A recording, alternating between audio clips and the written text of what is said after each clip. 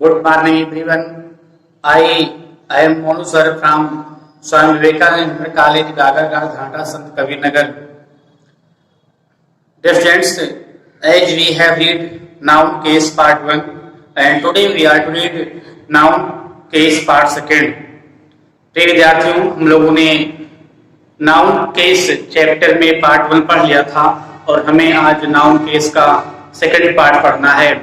जो हम पिछली बार में कुछ पढ़े हुए थे, पिछले पार्ट में पढ़ चुके हैं, थोड़ा मैं उसको रिवाइज कर देना चाहूंगा और फिर मैं आगे बढ़ता हूँ। देखिए, हम लोगों ने केस में पढ़ा था जो दो तीन हमारे होते हैं। हमने नॉमिनेटिव केस, नामी नेटिव केस पढ़ लिया था। दूसरा था हम लोगों ने ऑब्जेक्टिव केस पढ़ लिया था और तीसरा पार्ट हमारा है ओकेटिव केस हमने पढ़ लिया था। हमने फर्स्ट लेक्चर में ये case noun case part first में हम लोगों ने इसको नॉमिनेटिव केस, ऑब्जेक्टिव केस और फिर ओकेटिव केस पढ़ लिया था और हमें आज पढ़ना है, वो 3 हो गए थे, हमें आज फोर्थ पार्ट का पढ़ना है। तो हम लोग देखते हैं उसको फोर्थ पार्ट में क्या है।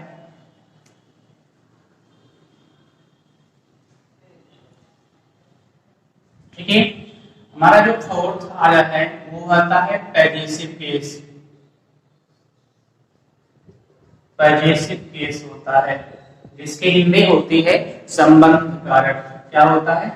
संबंध कारक होती है, जिसकी हिंदी क्या होती है? संबंध कारक, जिसकी हिंदी होती है।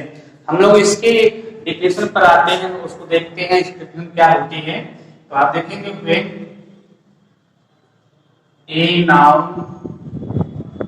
or a pronoun is used to show possession or ownership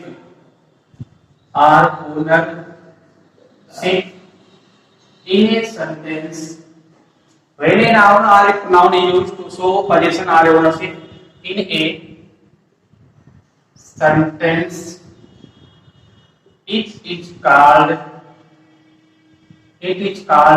possessive case.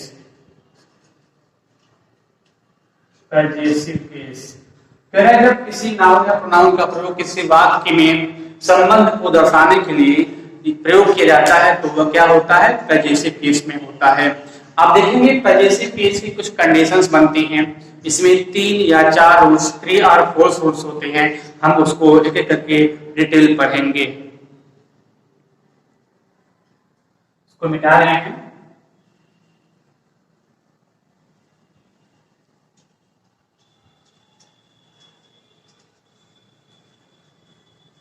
हमारा अगला है इसके एग्जांपल रूल हमारा जो फर्स्ट है, rule first case of noun में हम पढ़ेंगे। तो जो फर्स्ट केस ऑफ नाउन होते हैं इसके कुछ स्ट्रक्चर बनते हैं। क्या बनते हैं? पजेशन के स्ट्रक्चर बनते हैं। वो क्या क्या होते हैं आप देखेंगे। जो नाउन हमारा होता है ये 2 कैटेगरी में डिवाइड कर सकते हैं, लिविंग और नॉन लिविंग। क्या होता है? लिविंग और नॉन लिविंग में उसको डिवाइड कर सकते हैं। लिविंग का मतलब सजीव और नॉन लिविंग का मतलब निर्जीव होता है। देखिए, लिविंग के साथ नाउन हो अगर कोई यानी लिविंग हो तो उसके साथ हम जो संबंध दर्शाते हैं उसको हम लोग इस तरह से दर्शाते हैं, यानी पहले कामा फिर यस। इसको कामा यस सिस्टम आप कर सकते हैं। इससे हम लोग शो करते हैं लिविंग के साथ संबंध को। लेकिन अगर जो ये कामा और यस होता है यह गलत होता है नॉन लिविंग के साथ, जो यह स्ट्रक्चर होता है नॉन लिविंग के साथ ही रॉन्ग हो जाता है। हम लोग आगे बढ़ेंगे, इसे कभी कहा जाए। और जो कामा यस होता है इसका जो अर्थ होता है ये होता है का की होता है ना। और देखिए फिर कहा एग्जांपल में राम का भाई। तो आपने क्या राम का भाई, तो उसको आप ऐसे शो करेंगे राम्स ब्रदर आपने कर दिया है ना। चलिए इसका हम अपने वाक्यों में यूज कर लेते हैं। अब ऐसे कहा जाए कि राम का भाई राम का भाई एक डॉक्टर है। राम का भाई एक डॉक्टर है ना। क्या कहा कि राम का भाई एक डॉक्टर है, तो इसका ट्रांसलेशन आप ऐसे बनाएंगे, ऐसे राम से राम कमर्स, इसको एपोस्ट्रोफी बोलते हैं, राम्स ब्रदर, यानी राम का भाई इज ए डॉक्टर। ये सिस्टम होता है हमारा, यानी कि सजीव के साथ एपोस्ट्रोफी एस का यूज होता है, ठीक है ना। लेकिन निर्जीव के साथ क्या होता है, एपोस्ट्रोफी एस का यूज नहीं होता है संबंध को शुरू करने के लिए। तो फिर इसमें क्या होता है, इसमें ये होता है, आप देखेंगे दी होता है प्लस नाउन होता है, क्या होता है, the plus noun plus of और प्लस कोई नाउन होता है। ये स्ट्रक्चर होते हैं नाउन लिपि के साथ संबंध को दर्शाने के लिए। इसे कहा जाए कि मेज का पैर, मेज का पैर, ये हो गया। तो आप देखेंगे इसको ऐसे क्रॉस करके दिखाया जाता है, तो दी लेग ऑफ, देखिए यहाँ पे पैर है तो दी लेग और फिर ऑफ और फिर क्या होगा table, the leg of table, the leg of table, यानी मेज का पैर, इसको ऐसे दर्शाते हैं। इसमें भी ऐसे एक वाक्य हम लोग यूज करेंगे, तो कैसे करेंगे, कहा जाए कि मेज का पैर, मेज का पैर टूटा है, मेज का पैर टूटा है, तो the leg of table, the leg of table, the leg of table is broken, क्या है, the leg of broken, the leg of table is broken. इसको ऐसे करते हैं, यानी कि नॉन लिविंग के साथ हम लोग इस रूल का फॉलो करते हैं, इस रूल का फॉलो करते हैं, इस रूल का फॉलो करते हैं। और अगर आपने एपोस्ट्रोफी एस यूज किया है तो वो क्या होता है, वो गलत हो जाता है। तो देखिए मैं आपसे कहता हूं कि दी नाउन केस में हम लोग पजेसिव केस पढ़ रहे थे, पजेसिव केस में कई रूल्स होते हैं। पहला रूल्स होता है केस ऑफ नाउन में, तो नाउन जो हमारे होते हैं दो तरह से होते हैं, लिविंग और नॉन लिविंग होते हैं। लिविंग अगर कोई वस्तु हो तो एपोस्ट्रोफी एस सिस्टम से हम उसके साथ संबंधित दर्शाते हैं। एपोस्ट्रोफी एस का अर्थ होता है का दिखे, जैसे कहा जाए राम का भाई तो राम्स ब्रदर, इसको आप सेंटेंस में यूज करेंगे, राम का भाई एक डॉक्टर है तो Ram's brother is a doctor. I hope ये आपको आ गया होगा। देखिए नॉन लिविंग अगर कोई नाउन नॉन लिविंग हो तो उसके पास काफी रंग होता है, उसके लिए स्ट्रक्चर क्या बनता है, the plus noun plus of plus noun बनेगा। मेज का पैर, तो मेज का पैर हम उसको बनाएंगे तो ऐसे क्रॉस करते हैं, मतलब मेज इधर आएगा और पैर इधर आएगा, तो दी लेग ऑफ टेबल, ये हो गया मेज का पैर टूटा है, the leg of table is broken. ये हमारा ऐसे होता है। आई होप आपको इस समझ में अच्छे से आया होगा और हम लोग अब आगे बढ़ते हैं।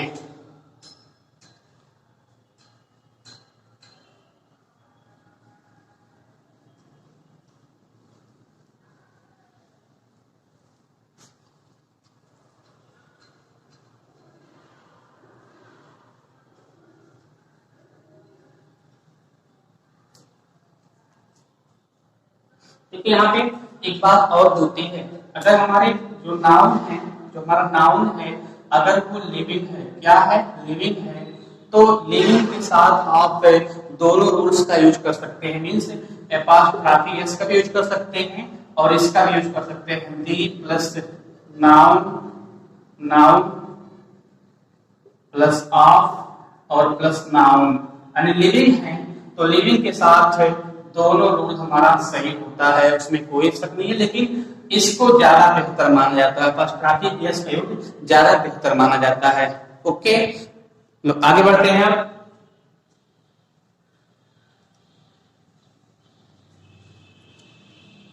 देखिए हम लोग का रूल सेकेंड है, रूल क्या है, रूल सेकेंड पे हम लोग आते हैं। आप देखेंगे जो नाउन हमारा होता है, नाउन है अगर नाउन लिविंग हो, क्या हो, लिविंग हो, तो नाउन जब लिविंग होगा तो इसमें दो स्ट्रक्चर जैसे आप यहाँ बनते हैं। एक बनता है कि नाउन क्या है, सिंगुलर नंबर में है तो हम लोग एपोस्ट्रोफी एस का कैसे यूज करेंगे, और अगर हमारा नाउन जो है प्लूरल नंबर में है तो कैसे हम उसका यूज करेंगे। तो वो देखते पहले सिंगुलर होने पे, नाउन क्या है, नाउन सिंगुलर है तो हम क्या यूज करेंगे कि नाउन सिंगुलर है तो फिर कामा ऐसे एपोस्ट्रोफी एस का यूज करते, क्या करते हैं, एपोस्ट्रोफी एस का यूज करते हैं। और अगर हमारा जो नाउन है, अगर ये क्या है, ये प्लूरल है, ये क्या है, अगर हमारा नाउन क्या है, अगर प्लूरल है तो हम लोग जो कामा यस के पहले लगा हुआ है, यहाँ पे क्या होता है, कामा जो होगा वो यस के क्या होगा, यस के बाद हो जाता है। तो ये आपके समझ में आएगा, नाउन अगर आपका सिंगुलर है तो कामा फिर यस अर्थात एपोस्ट्रोफी यस, और अगर प्लूरल है तो यस उसके बाद एपोस्ट्रोफी अर्थात कामा बाद में लगाते हैं। ठीक है, चलिए हम लोग देखिए, तो यानी इसको आप ये भी कह सकते हैं कि कामा यस सिस्टम ये आप कह सकते हैं S Y S T E M, और इसको क्या कह सकते हैं कि S Y S T E M भी आप कह सकते हैं। ठीक है ना, चलिए हम आगे बढ़ते हैं हम लोग। अब देखिए जिसे कहा जाए कि लड़की का कलम, क्या कहेगा, लड़के का कलम, तो इसको आप ऐसे बनाएंगे दी सॉरी बॉयज पेन, क्या बनाएंगे, ये बॉयज पेन, इसका अर्थ हुआ लड़के का कलम।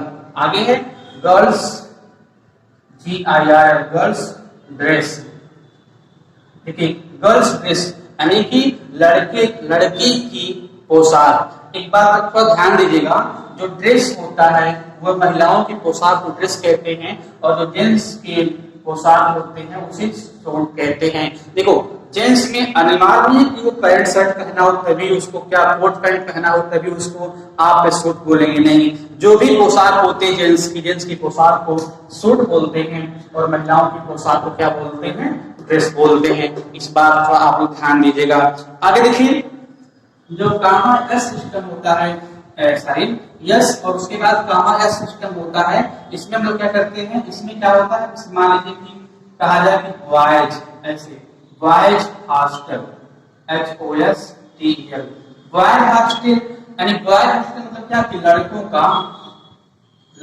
का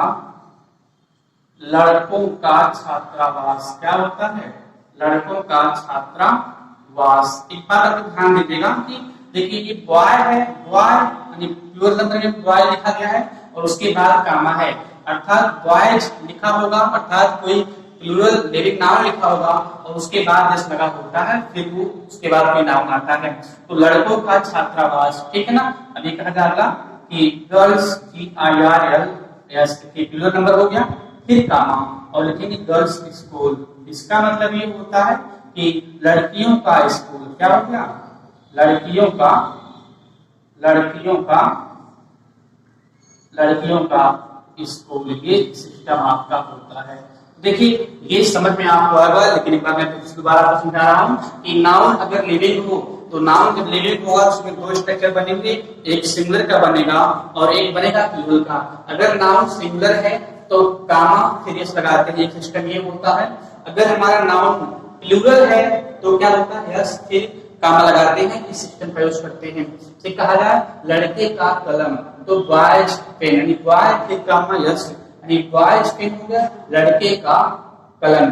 गर्ल्स ड्रेस यानी लड़की की पोशाक, है ना, ये क्या होगा, लड़की की पोशाक। ठीक है, यहाँ देख लो, अब यहाँ लिखा है बॉयज हॉस्टल यानी लड़कों का छात्रावास, ये प्लूरल नंबर को शो कर रहा है। गर्ल्स स्कूल लड़कियों का स्कूल, ये भी क्या है, प्लूरल नंबर को शो कर रहा है। ठीक है, हम लोग आगे बढ़ते हैं, देखते हैं आगे जो हमारा स्ट्रक्चर थर्ड होता है।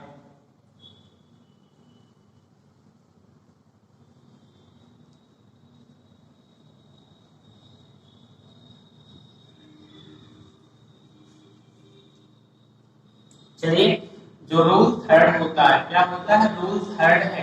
इसमें क्या है, हमारे नाउन है, क्या है, जो नाउन है, इसमें नाउन जो हमारा है, अगर लास्ट लेटर, कौन सा लेटर, अगर लास्ट लेटर, ध्यान देगा, जो लास्ट लेटर वो क्या होगा, अगर आपका यस हो, डबल यस हो, SH हो या फिर एक्स हो, क्या हो, अगर लास्ट लेटर हमारा यस, डबल यस, SH और एक्स हो, जिसका साउंड क्या निकले, जिसका साउंड हमारा इस तरह का निकले, कौन सा निकले, इससे का साउंड निकले तो आपको ध्यान दोबारा ध्यान दीजिएगा, last letter yes, W S, S H और एक्स हो जिसका साउंड क्या निकलता है, से निकलता हो, क्या निकलता हो, तो इसमें जो होता है हम लोग इसमें जो होता है इसमें सिर्फ ऐसे सिस्टम का यूज करते हैं, X Y S T E M, इसको थोड़ा आप ध्यान दीजिएगा, इसका यूज करते हैं यानी कामा होगा और सिर्फ कामा ही सिस्टम जो होगा इसका, देखिए आप इस सिस्टम का यूज करते हैं।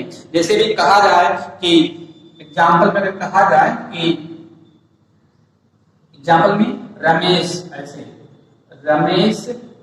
रमेश एक कामा सिस्टर SISTER, रमेश सिस्टर। देखिए यहाँ पे जो रमेश है जब एस एच में लिख लिया तो फिर कामा यस में लिखते हैं रमेश सिस्टर, इसका अर्थ होता है रमेश की बहन। क्या अर्थ इसका होगा, इसका अर्थ होता है रमेश की बहन। अब इसको हम यूज करेंगे अपने सेंटेंस में, तो इसको आप ऐसे भी कर सकते हैं, रमेश की बहन एक डॉक्टर है, रमेश की बहन एक डॉक्टर है। देखिए यहाँ पे क्या है, एक डॉक्टर है, तो ऐसे आप लिखेंगे इसको Ramesh RAMES, Ramesh sister SISTER is a doctor. आप ऐसे लिखेंगे ना, यहाँ पे रमेश की बहन एक डॉक्टर है, रमेश लिखा आपने, फिर एपॉस्ट्रॉफी एस लगाया, सिस्टर इज ए डॉक्टर, जो क्या है, जो कंप्लीटली गलत है। क्या है, गलत है, क्योंकि हमने आपसे कहा कि अगर last letter yes W S S H X हो, इसका साउंड से निकल रहा हो, तो उसमें सिर्फ कामा लगाते हैं, यस को नहीं लिखते हैं। तो इसका सही स्ट्रक्चर क्या बनेगा, इसका सही स्ट्रक्चर बनेगा Ramesh sister SISTER sister is a doctor, Ramesh sister is a doctor. देखिए यहाँ पे, अब यहाँ पे क्या हुआ, हमने यस को नहीं लिखा है, Ramesh sister is a doctor, है ना। चलिए अब हम लोग इसमें आते हैं, इस सिस्टम में हम लोग आते हैं, अगर last letter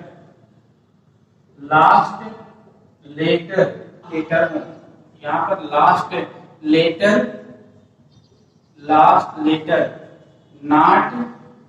not SH WS या X हो, तो हम लोग क्या करते हैं, उसमें हम लोग इसको एपॉस्ट्रॉफी एस सिस्टम का यूज करते हैं, ठीक है ना। से कहा जाए कि मैन, ये मेंस वियर, क्या हो, मेंस वियर, या फिर कहा जाए वुमेन WOMEN वुमेन्स वियर। हमारे ये स्ट्रक्चर होते हैं, क्या होते हैं, ये स्ट्रक्चर होते हैं, है ना। चलिए तो मैं आपको एक बार दोबारा इसको समझाना चाहूंगा कि रूल थर्ड में कहता है नाउन, अगर कोई नाउन हो और उसका लास्ट लेटर क्या हो, यस WS एस एच या एक्स हो, जिसका साउंड क्या निकलता हो, जिसका साउंड से निकलता हो, तो उसमें एपॉस्ट्रॉफी यस नहीं लगाते हैं, बल्कि इसे एपॉस्ट्रॉफी सिस्टम का यूज करते हैं। अब एग्जाम्पल देखिए, रमेश सिस्टर यानी रमेश की बहन, हमने यहाँ क्या किया, एस को गायब कर दिया नियम के अनुसार। अब लिखा है रमेश की बहन एक डॉक्टर है, तो आप बनाएंगे तो कैसे बनाएंगे, जो हमने से पढ़ाया है, Ramesh sister is a doctor, जो क्या है, कंप्लीटली गलत है, क्योंकि यहाँ देखिए SH है ना, क्या है, SH है, और यहाँ पे SH मिल रहा है, सो आप इस सिस्टम का यूज करेंगे, तो रमेश आपका apostrophe sister is a doctor, आपका ये सही होता है। यानी कि लास्ट लेटर नॉट SH या WS एक्स हो, तो क्या होता है, एपॉस्ट्रॉफी यस का यूज करते हैं, जैसे मेंस वियर, वुमेन्स वियर। तो इस तरह से हम लोग क्या करते हैं, हम लोग इस तरह से इसका यूज करते हैं, ठीक है। चलिए हम लोग अब इसको मिटाते हैं और आगे बढ़ते हैं।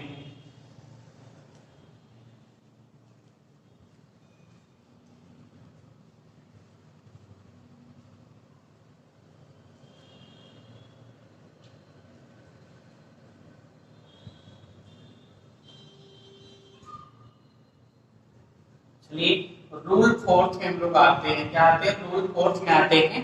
तो रूल फोर्थ में देखेंगे, इसमें दो स्ट्रक्चर होता है, इसमें क्या होता है, मान लीजिए ए है और कोई बी है, क्या है, बी है, उसके बाद सी और फर्स्ट सेम फैमिली के कोई मेंबर हो, क्या हो, सेम फैमिली का कोई मेंबर हो, यानी ए हो और प्लस बी हो और उससे क्या रिलेटेड कोई तीसरा पर्सन हो और वो सेम फैमिली के होते हो, तो जो सेकंड वाला व्यक्ति होता है या पर्सन होता है उसके बाद ही एपॉस्ट्रॉफी एस का यूज होता है, ठीक है ना।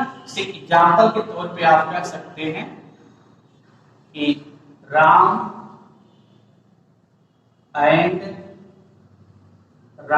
And Shyam's mother, Ram and Shyam's mother अर्थात राम और श्याम की माता, इसका क्या सेंस होगा, राम और श्याम की माता। देखिए इसकी भी माता और इसकी भी माता क्या ये है ना, तो इनको इंडिकेट कर रहा था सेम फैमिली है, तो सेम फैमिली होने पर सेकंड के बाद एपॉस्ट्रॉफी एस लगाया जाता है। चलिए इसमें एक स्ट्रक्चर ये हो गया। दूसरा स्ट्रक्चर ये होता है कि यहाँ पे भी कामा प्लस बीच कामा प्लस यहाँ क्या सारी यहाँ पर क्या है सी हो और विकी जो अदर फैमिली से होंगे, क्या हो अदर फैमिली से, ये सब हो कहां से हो अदर फैमिली से हो, अर्थात फैमिली एक ना हो, अलग अलग करके हो, तो ए के पहले भी ए के बाद एपॉस्ट्रॉफी और बी के बाद भी एपॉस्ट्रॉफी, अर्थात ये दोनों ए और बी क्या है पर्सन, जैसे कहा जाए कि राम्स एंड श्याम्स वाइफ्स, ठीक है यहाँ पे क्या है राम्स एंड श्याम्स वाइफ, अर्थात राम और श्याम की क्या है पत्नियां अलग अलग हैं, दोनों क्या है दो फैमिली है, तो यहाँ पर दोनों के बाद क्या होता है एपॉस्ट्रॉफी एस का प्रयोग होता है। चलिए ठीक है हम लोग आगे बढ़ते हैं, उसको देखते हैं। आई होप आपको ये समझ में आया होगा।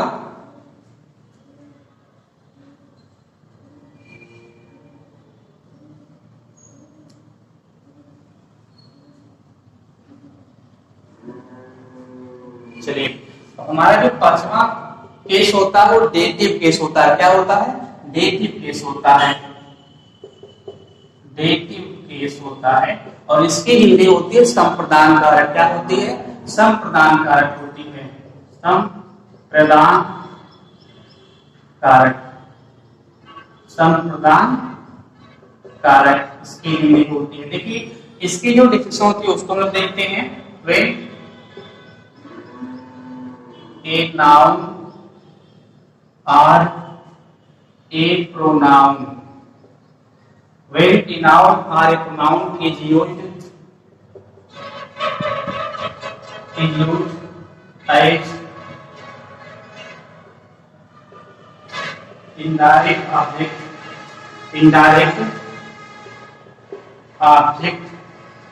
of a word, ठीक है ना। When a noun or a pronoun is used as indirect object of a verb, it is called dative case. It is called dative case. ठीक है क्या कि जब किसी नाउन या प्रोनाउन को किसी इनडायरेक्ट ऑब्जेक्ट के रूप में किसी एक क्रिया के इनडायरेक्ट ऑब्जेक्ट के रूप में प्रयोग किया जाता है तो वह डेटिव केस कहलाता है। देखिए एक बात और भी है, डेटिव केस होने के लिए दो ऑब्जेक्ट होने चाहिए, दोनों ऑब्जेक्ट आते हैं, इनडायरेक्ट ऑब्जेक्ट भी आता है और डायरेक्ट ऑब्जेक्ट भी आता है। जैसे भी कहा जाए कि राम गेव राहुल, राम गेव राहुल ए पेन। अब देखिए यहाँ पे क्या है, यहाँ पे राम जो राहुल है ये क्या है, ये इनडायरेक्ट ऑब्जेक्ट है। क्या है ये इनडायरेक्ट ऑब्जेक्ट है, इनडायरेक्ट ऑब्जेक्ट है।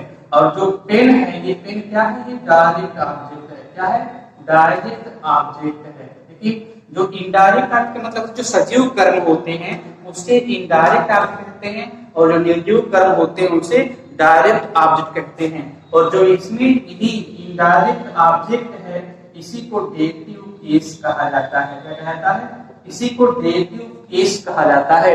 तो मैं आपको एक बार और रिपीट कर रहा हूं कि when a noun or a pronoun is used as indirect object of a verb it is called dative case। देखिए यहाँ पे कुछ देने के सेंस में जो होता है वो संप्रदान कारक होता है और इसमें दो ऑब्जेक्ट होते हैं, एक इनडायरेक्ट ऑब्जेक्ट होगा और दूसरा क्या होता है, डायरेक्ट ऑब्जेक्ट होगा। जो इनडायरेक्ट ऑब्जेक्ट होता है उसी को डेटिव केस कहते हैं। ठीक है, आई होप ये वीडियो आपको पसंद आई होगी। और इसके बाद हम लोग पढ़ेंगे प्रोनाउन को। प्रोनाउन का फर्स्ट लेक्चर हम लोग बनाए, उसको मैं बनाऊंगा अगले टॉपिक्स में। और आपका ये था सेकंड पार्ट ऑफ केस।